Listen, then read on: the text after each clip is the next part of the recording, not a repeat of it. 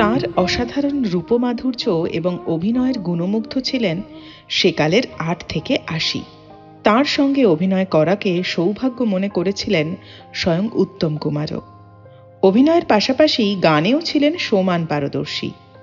পঙ্কজ কুমার মল্লিকের মতে তিনি first singing star of new theatres.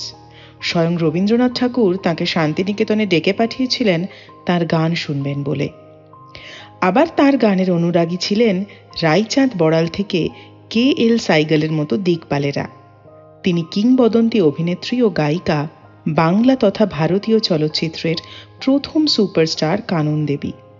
পরিচারিকার কাজ করা থেকে শুরু করে যাবতীয় বঞ্চনা, উপেক্ষা আর অভিমানকে কাটিয়ে কানন থেকে কাননবালা ও কালক্রমে কানন দেবী হয়ে ওঠা বাংলা সিনেমার সবচেয়ে আশ্চর্য সাফল্যগাথা।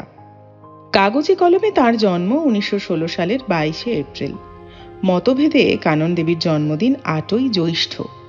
তার সঠিক পরিচয় নিয়েও রয়েছে নানা কথা। এভাবেই জন্মস্থানও স্থির হয়েছে কলকাতার কাছেই, হাওড়ায়। জানা যায় হাওড়ার এক গরিব পাড়ায় ছোট্ট কাননের দেখা মেলে প্রথমবার। স্কুলে ভর্তিও হয়েছিল মেয়েটি। বেতন দিতে না পেরে স্কুল ছাড়তে হয়। তবে কানন দেবীর জীবনীতে যে কথা স্পষ্ট তা হল কাননকে প্রতিপালন করেছেন রাজবালা দেবী ও রতনচন্দ্র দাস। অবশ্য তিনি এমনও বলেছেন, কে বাবা কে মা এই ভেবে বুকের ব্যথা বাড়িয়ে লাভ কি? আমি কানন, এই পরিচয়টুকুই তো যথেষ্ট। জীবনে কখনো অভিনেত্রী হওয়ার স্বপ্ন দেখেননি, কিন্তু বাঁচার অবলম্বন হিসেবে যখন অভিনয়কেই বেছে নিতে হলো, তখন এটাই হয়ে উঠেছিল তার জীবন, জীবিকা, ধ্যান জ্ঞান। কাকাবাবু তুলসী বন্দ্যোপাধ্যায়ের সূত্রে মাত্র 10 বছর বয়সে ম্যাডান থিয়েটারে অভিনয়ের সুযোগ এসে গেল তাঁর।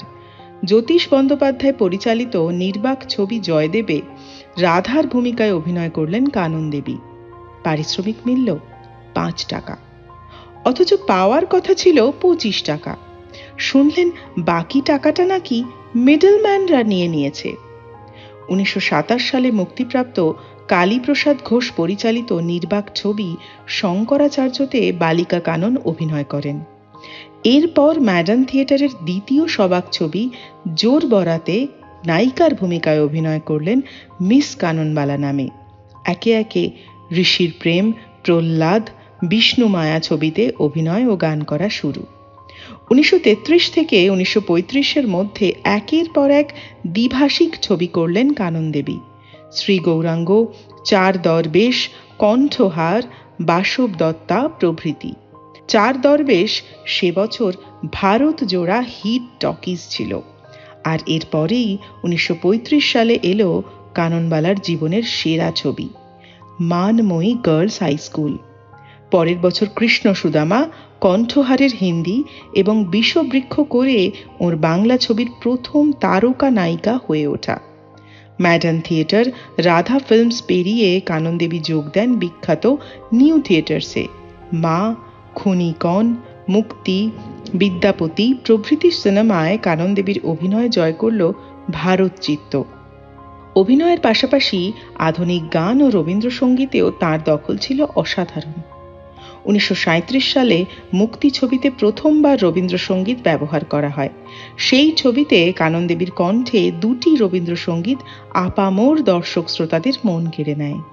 কানন দেবীর গাওয়া আমি বনফুল গো, তুফান মেইল যায়, যদি ভালো না লাগে তো দিও না মন, ঘর যে আমাকে ডাক দিয়েছে, প্রণাম তোমায় ঘনশ্যাম, তোমারে ভুলিতে পারি নার মতো একাধিক গান শুনলে বোঝা যায় কণ্ঠশিল্পী হিসাবেও তিনি কত উঁচু দরের ছিলেন। সঙ্গীতশিল্পী ওস্তাদ আল্লাহ রাখার কাছে শাস্ত্রীয় সঙ্গীতে হাতেখড়ি। গান শিখেছেন বিশ্বদেব চট্টোপাধ্যায়, রায়চাঁদ বড়াল, কাজী নজরুল ইসলাম, পঙ্কজ কুমার মল্লিকের মতো দিকপালদের কাছে। এভাবেই রেকর্ডের লেভেলে একসময় কাননবালা থেকে তিনি হয়ে উঠলেন কানন দেবী। 1948 সালে শিল্পীদের স্বাধীনতার কথা মাথায় রেখে এক দুঃসাহসিক সিদ্ধান্ত নেন। শুরু করেন নিজের প্রযোজনা সংস্থা শ্রীমতী পিকচার্স। আবার পরে বিগত দিনের মহিলা শিল্পীদের সহযোগিতা করার লক্ষ্যে গড়ে তোলেন মহিলা শিল্পী মহলের মতো সংস্থাও। বর্ণাঢ্য ক্যারিয়ারে প্রায় 70টিরও বেশি চলচ্চিত্রে অভিনয় করেছেন তিনি। 1941 সালে নিতিন বসু পরিচালিত পরিচয় ও এই ছবির হিন্দি সংস্করণ লগানে অসাধারণ অভিনয়ের জন্য BFJA কর্তৃক শ্রেষ্ঠ অভিনেত্রীর সম্মানে ভূষিত হন কানন দেবী।